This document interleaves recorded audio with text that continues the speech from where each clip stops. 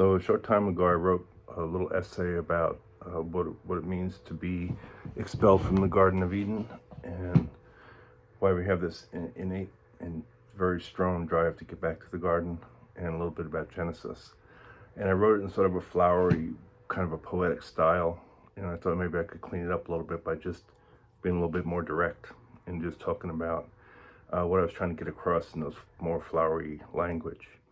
The point being is that in Genesis, the universe starts as a void of darkness, and the Creator says, "Let there be light," and there's light. So I was thinking about that for a long time, and what it means to say, on the seventh day rested. The whole creation myth that we all know from Genesis. And what I really think was going on there is that at the initial connection between a sperm and an egg, there's a microscopic flash of brilliant light. I think it's caused by zinc. Something in the connection between the two zygotes creates this kind of a flash of light. And I got thinking, if that was the flash of light, then the garden may very well be the time we spend in the womb. It's the time we're suspended in amniotic fluid.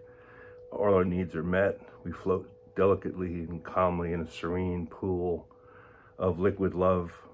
We have no needs. Everything is met through the umbilical cord. Our mother provides us everything.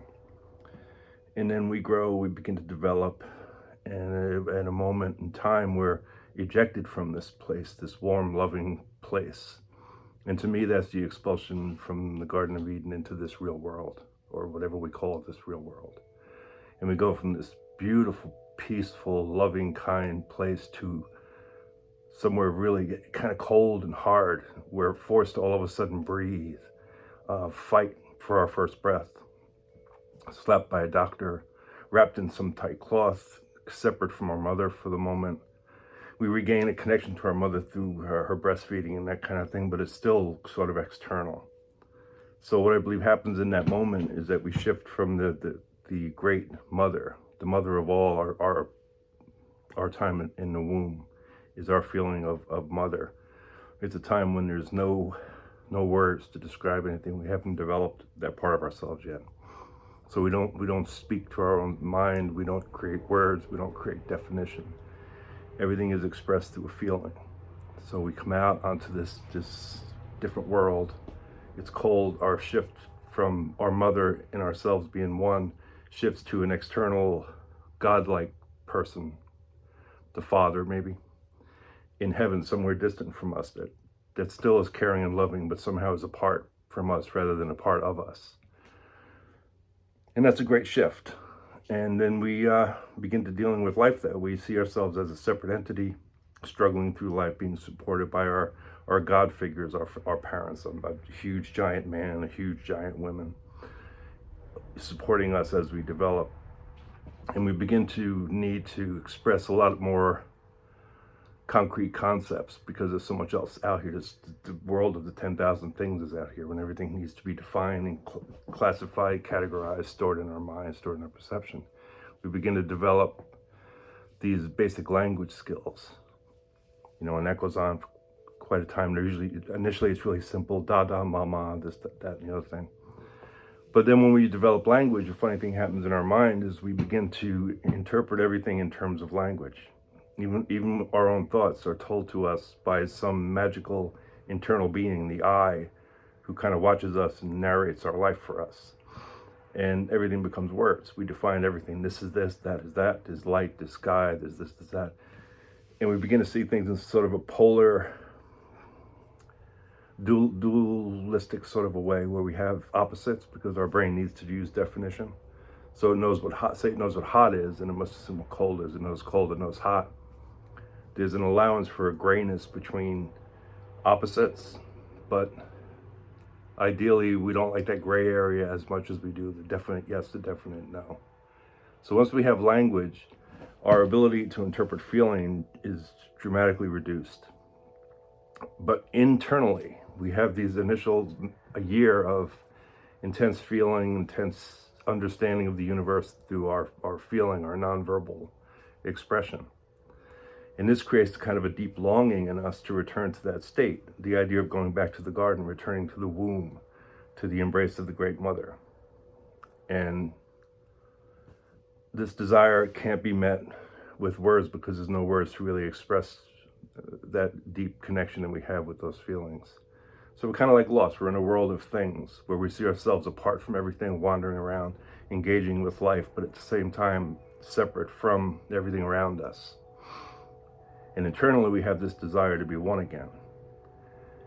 And so, to me, the whole Genesis myth of creation is really conception, development, birth, separation from our mother, clipping the umbilical cord, forced to live and breathe on our own with the support of our mother and father or parental figures, whoever these people are that care for us.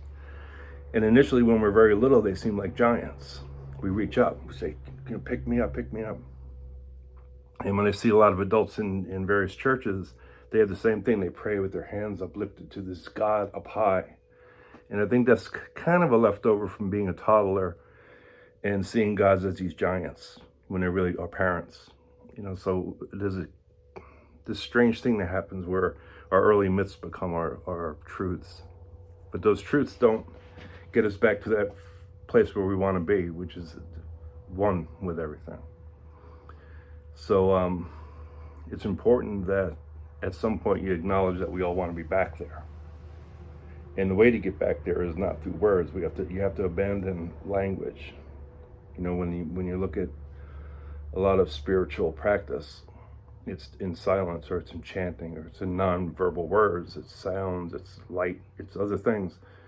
But you have to slow down the thought. You have to remove words from the equation and get back to that feeling state where you actually feel and experience your own life. And if you can do that, you begin to get that feeling for being back in the garden. And at that point, you're no longer dependent on this created Godhead that we've made with words, where we put ourselves in the position of in God's image, when in reality, we've created God in our own image. So we give words to God. There's no reason in the world that God would ever say, let there be this or let there be that. There's no need for that, because God is all. The creation is the creation. The universe is. We are. Everything exists in and of itself without definition. So in order to find God, you have to kind of backtrack, break down all these defined images of what we believe the creation to be and what the creator to be, so that you can get back to the thing that existed before the creation, the great mother, not the mother of the womb, not the mother of creation, but before that, there's something that existed way before creation. And that is what we all are. We're that creation. We're our own divinity. The universe is divine, and we're divine. Everything is God. God is everything. You can't look for something outside yourself that doesn't exist beyond you. It's sort of like a fish looking for water. It's there. You're it. You're as much the universe as you. When you inhale the universe. When you exhale, the universe expands, it contracts with you. When you jump in the air, the earth reaches up to meet you.